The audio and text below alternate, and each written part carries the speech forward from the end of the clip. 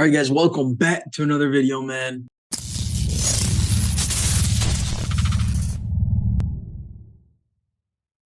Hey, man, this video about to be lit. Starting off, the main thing that everyone's been talking about, they just announced it today as I'm recording. I was talking about this in my last video when I said Nate Diaz should fight Tony Ferguson to close out his UFC deal. I thought that would have been perfect. Two old dudes, both on kind of losing streaks, but yet, you know, everyone fucks with them. Everyone loves them. So I thought that would have been the perfect fight. Coming to find out now, September 10th, Khamzat Chimaev, Nate Diaz. It's basically finalized. Or no, it is finalized for September 10th. UFC 279, 5 rounds, main card. Bruh, this is wild, bro. This is so wild. So let me start off by saying what I hope happens, right? I hope first 4 rounds, absolute bloodbath. You know, in the first round, Nate Diaz is going to start bleeding already. Nate's going to be bloodied up. Khamzat's actually going to look like the wolf and like just be smiling. The whole shit, right? First 4 rounds, I want complete domination by Khamzat. And then the 5th round happens. Nate Diaz comes out, Stockton slap. The whole place goes absolutely insane. And then after the Stockton slap, Nate Diaz just goes off, somehow knocks him out. And then depending on who the announcers are, either DC or Bisman goes up. They're like, hey, Nate, what do you got to say? And he basically goes up there and says, fuck Dana White, fuck the UFC, I'm out this bitch. There's 2 ways I want this to go. I want a Stockton slap, 2 middle fingers, immediate knockout, or they grapple. Nate Diaz gets him in a triangle or something. Middle fingers again. Bruh.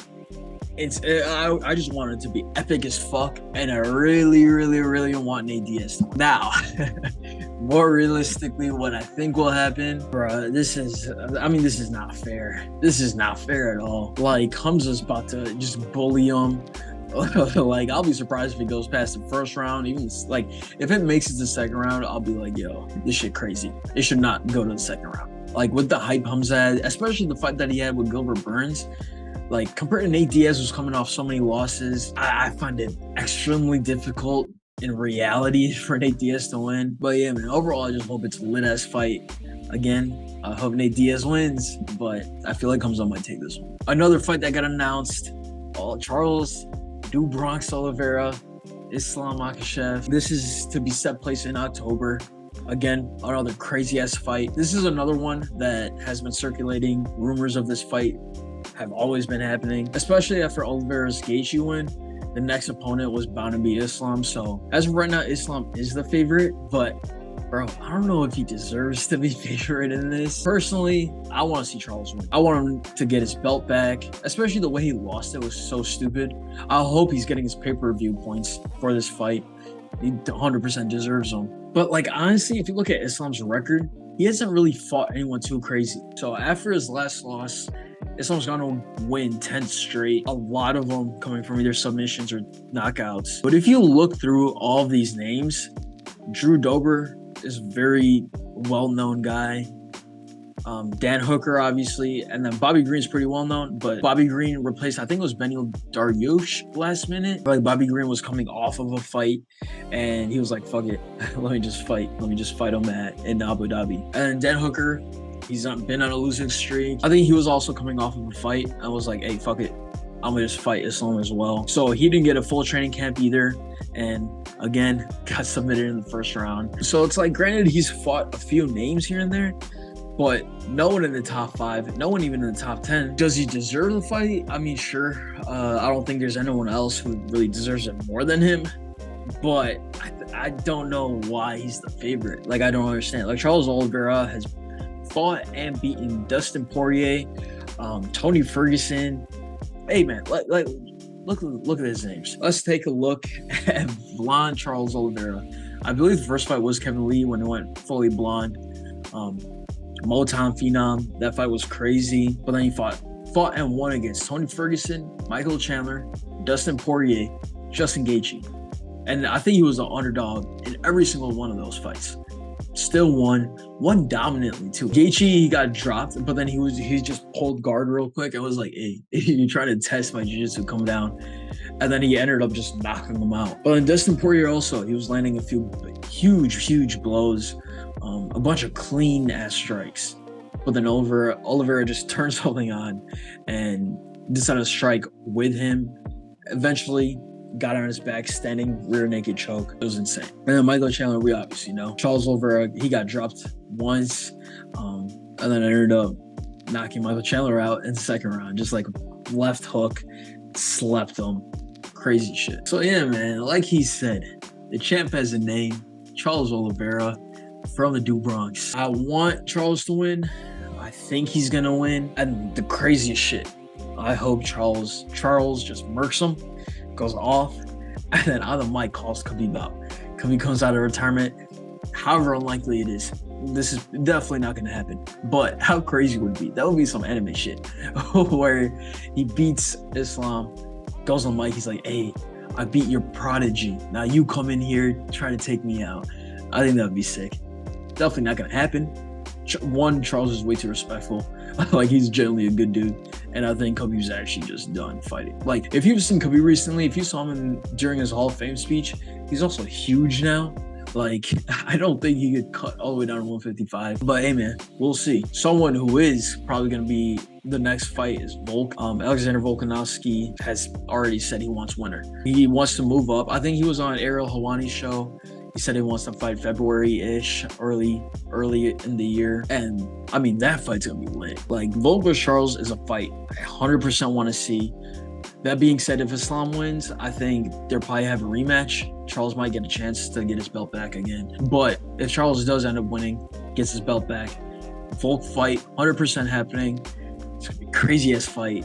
Another one of those fights I'm really looking forward to. So real quick, I wanted to cover the fight night as well that happened this past Saturday. The main fight is very unfortunate. Ortega versus Rodriguez. It ended literally because of a freak accident. Basically, they were on the ground. They were scrambling. I think Yair was trying to go for an armbar or something. Ortega pulled out and somehow his shoulder just dislocated it. So Yair was going for like an armbar or something, and Ortega just tried to pull out, and as he was trying to pull out, his shoulder just dislocated, and they gave Yair the win, obviously. So I've been seeing a lot of comments about, like, does he deserve a knockout for it? Does he deserve like a submission for it? And personally, I think it does. And like, personally, I see both sides of it.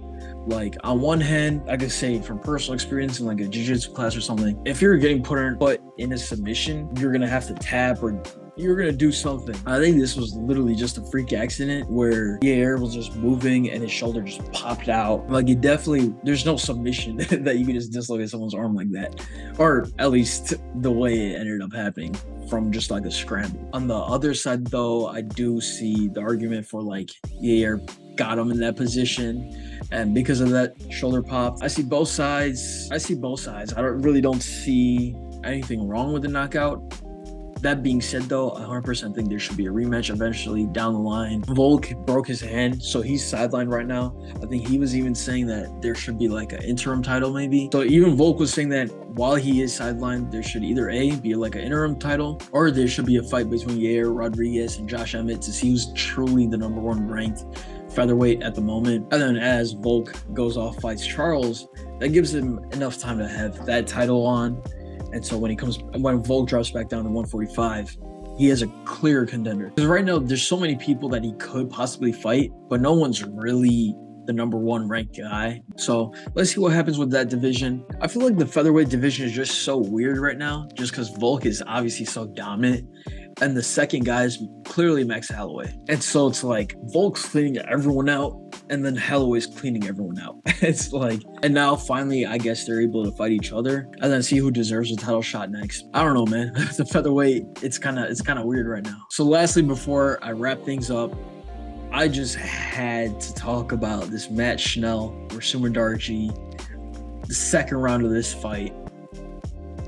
Craziest round I've ever seen. Like, this is probably the craziest round I've seen in a minute. The whole round was absolutely insane. DC was on the mic just wilding out. Like, and this whole thing was insane. Definitely fight of the night. Matt Schnell definitely deserves that bonus, bro. Like, fucking wild. But yeah, man, that's just a quick little recap of everything new that's been happening in the UFC. Let me know what you guys think of all the announcements. Let me know if you guys ended up watching the fight night. So UFC London is this Saturday. I'm looking forward to it. There's 100% next week. There's probably gonna be a review on it. But we got Paul Craig is fighting, Molly McCann is fighting, Alexander Gustafsson is back, Paddy Pimblett, of course. Jack Hermanson, he was supposed to fight Darren Till. I was so looking forward to returning Darren Till, but he got injured. So Chris Curtis, Action Man, back in action. He was like, "Hey, sign me up." So still it's gonna be a lit as fight.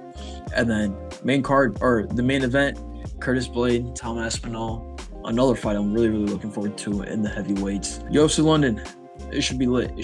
But yeah, as always, be sure to check out all the links in bio. It leads to one of my socials or one of the things that I'm doing, man. So check everything out. Be sure to like, comment, subscribe, all that good stuff. With that, out of here. Peace.